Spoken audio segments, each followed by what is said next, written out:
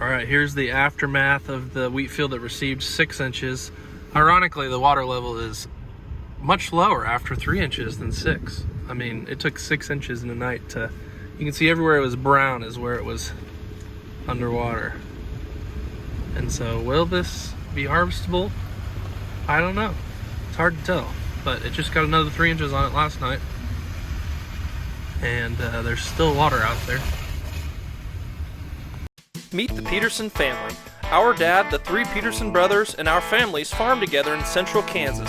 Our family farm started in 1882 and has been raising cattle and crops ever since. Please subscribe to this channel and give us a like and a comment if you enjoy the video.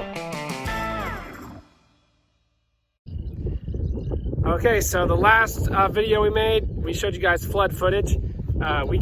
Since that, we got even more rain, I believe between 2 and 3 inches, depending on which place on the farm. So I'm now standing on the main pond dam overlooking our biggest irrigation pond. So now I'll show you the overflow of this pond right here.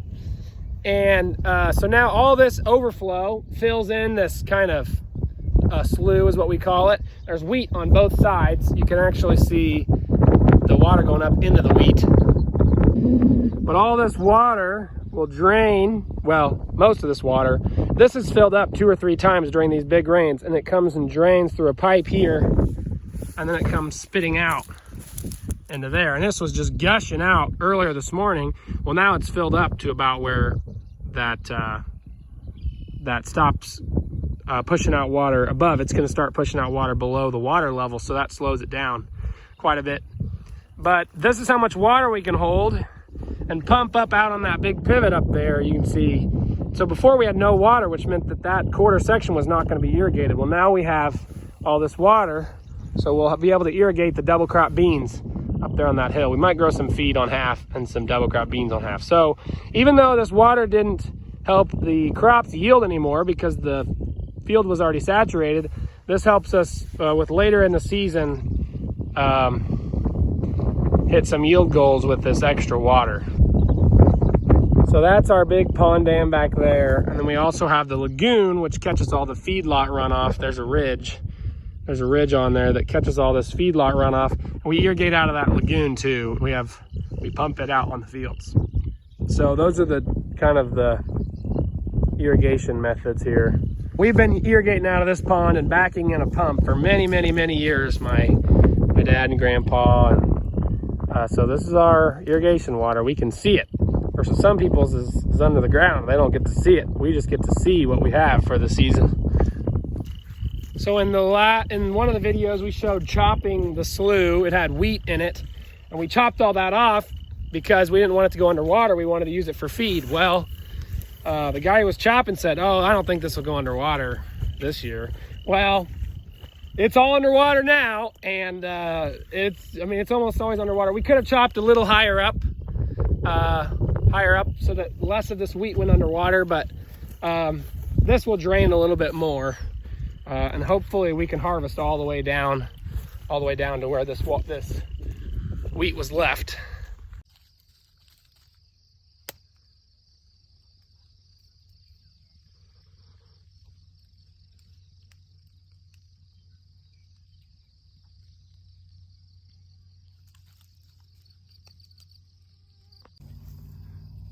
What are you looking at?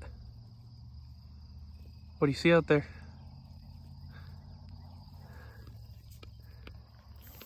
Oh boy, cat fight. What's up, everybody?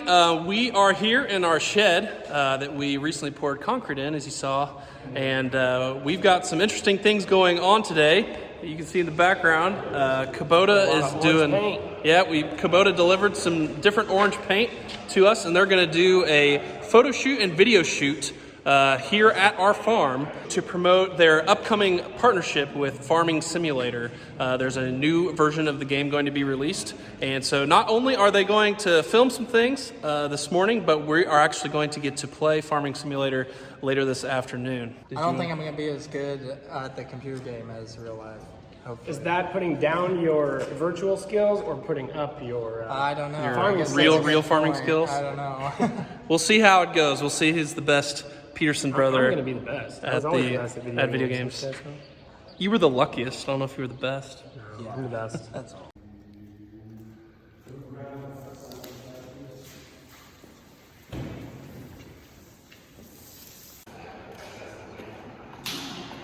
This one's a lot better, isn't it? Oh, maybe this one's. All right, Nathan. No, Get yeah. out of here. It's my Brought turn. you your workbench so you can fix it with your vice grip pliers, whatever you're gonna fix on your take a grinder inside. Yeah, you can pick a lot of them. You can't do anything with it, but you can pick them all out. Good chainsaw. Nathan playing Farm Simulator for the first time. Goes straight to cutting down a tree. I love the noise it made. Nathan's a lumberjack. Nathan's a lumberjack at heart. Yeah. They never had noises in the first one, so you cut a tree down and it would be dead silent. This So one. like, what is wrong with this? If a tree falls down on Farming Simulator, does anybody hear it? Exactly. I'll see if I can push. Oh my, I'm going fast. He's a dog. He's a dog. Hi, buddy. What are you doing? I'm gonna try to move this. See if I can move this tree. That's an 8 over the top. Oh, this will be interesting. Oh yeah. Oh, there we go. Can you grab it? You go. You can push it around for sure. I can push it around. Where's your grapple? Oh, You I've need got to another, figure out how to use this loader. I haven't used Press, the loader press, yet. press the There you left. go. Yeah. And so up and down. Greg mowing alongside Greg. the highway into town here. Got to impress the neighbors. Greg knows what he's doing. Oh no! Spoke too soon. No skip on that corner. Pretty good. So lots of action on the farm. Lots of cars. Lots of people all working together to film some different promotionals for Kubota, and we got to be a part of it. Nice day too. We would have probably been out in the field working during this shoot if it had been dry, but of course we've had 13 inches of rain in the last 2 weeks, so we have time to help. So Kubota has been here yesterday and today doing some filming, but we told them it'd be best if they finished up their M7 filming this morning because as they say, you got to make hay when the sun is shining, and we've had some hay down. It's got rained on too many times and we really need to get it put up. So we got the baler hooked up and gonna go get some hay baled while they finish their filming with the other things they have here. So they worked well with us, and they say they're excited, you know, to have it in action, and they might get some footage, but it's not the prettiest alfalfa crop just because of the weather we were dealt with. So we're gonna head out and do that. You can see we got a yard takeover, which is fine. You know, making use of the new concrete in the shed and stuff. Happy to have visitors. Well, I jinxed it when I said gotta make hay when the sun is shining, because then the sun quit shining, and now it's sprinkling. I have 4 bales made, and now it's sprinkling, and you can see how greened up this alfalfa is. You can also see the mud on my window from driving over here, driving through mud. I mean, it is hard to understate how fast it went from, I mean, if you guys have been watching, you know how dry it was. We got 5 inches. We put down this hay after we got that 5 inches, which that was our mistake, I guess, because then we've had like 4 more inches on top of that or something. And but we thought we could slip it in that gap, and this is like the most greened up I ever remember baling hay on. You know, this alfalfa's ready to grow again. Now we raked it without a chance of rain during the day, and now it's sprinkling again just enough to kind of mess us up. So it's kind of frustrating, but it's farming. We'll see. I don't know if I'm gonna have to stop or not. I need to probably get out and check the next bale for moisture, and then we'll see how much it actually rains. It looks like it's just gonna sprinkle, but that's enough to mess us up. If we could get it, even if the sun would come out this afternoon, we could probably get it, but I don't know if it's going to. and there's a chance of rain tonight, which I don't know if it's gonna rain tonight, but so far every time there's a chance, and even sometimes there's not a chance, now it's deciding to rain. So that's the difference between a wet spell and a dry spell. Well, the moisture reader read 22-23% moisture, which is kind of too wet, but we're gonna keep bailing on this higher ground, just because we feel like we got to get some of this off and see if it kind of clears up a little. Kind of not the best situation, but this already isn't going to be real great hay, and we got to get out off of here to have a nice next cutting, and we can always blend this in and feed it up. We pulled out our old baler too to do it faster, but I tell you what, this rain came out of nowhere. So we got it baled up, unhooked the balers, and now we're moving them off. Why is this mirror in my way? Dad, we always bonk our heads over here, and so then you swing the mirror out of the way, but then it's like, oh, right in the camera shot. But anyways, we are moving them off here. There were a few windrows that were like literally almost standing water, so we saved those. Okay, I'm struggling. We saved those and baled like 3 really wet bales, but we got it off the field, and those will go straight back to the farm and unrolled for some cows or something. But the field's pretty soft to have a trailer out here. I got one on the back too. So nothing about this is really ideal, but we're just going to get them off to the side so the new alfalfa can grow. Kendall's over there in the M7. Dad was in this tractor. Anyways, we got all flip-flopped around, I guess. But we got to move them to high spots, and so this corner is all we have left. And that's where it has the possibility of flooding. So we're going to have to either haul those over here to the terrace, or there's one high spot right there that I don't think would go underwater. Maybe the most extreme floods, but...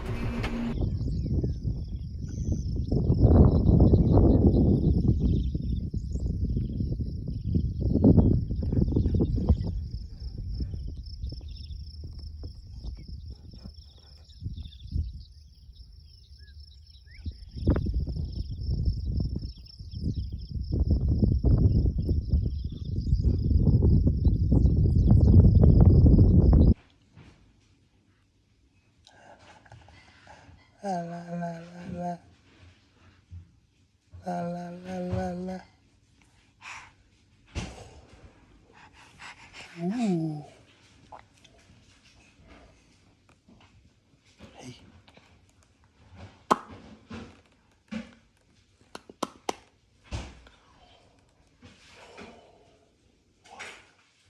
Ah.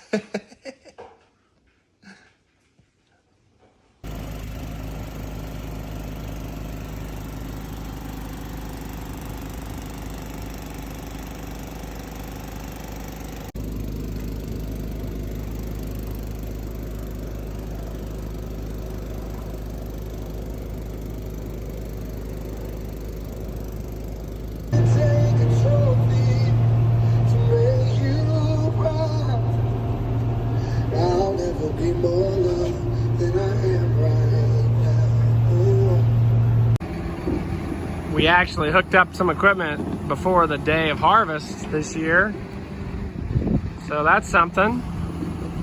Okay, so we are doing yellow zip tie is the top or the left on certain tractors. Red zip tie, whichever one has a zip tie, is the top or the left, no matter what implement it is. That way we don't have to spend any extra time messing around with... The tractor is sideways, right? The drill tractor sideways, and the 4050 is still sideways, but the 3 John Deeres are all up and down now. Well, we got too many power lines around here to do what Farmer Dan does, but I can cross the road unfolded. I can do that.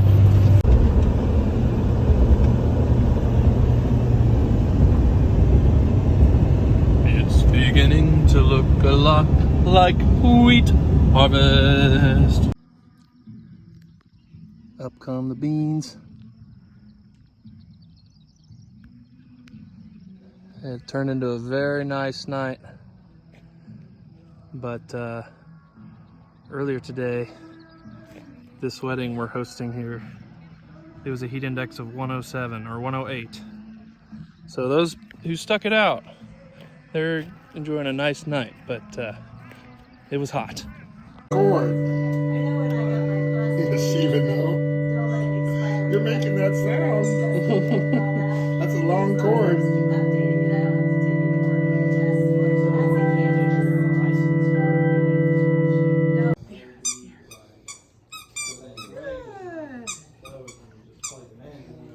You see the word barks, give puppy a squeeze. Oh yes, there's the puppy. Oh yeah. Puppy barks good. Are you walking? Charlie or Charles. Are you walking? They had 5 daughters. Whoa. Except one. So he'd been the pastor and the father of the bride. Both. That he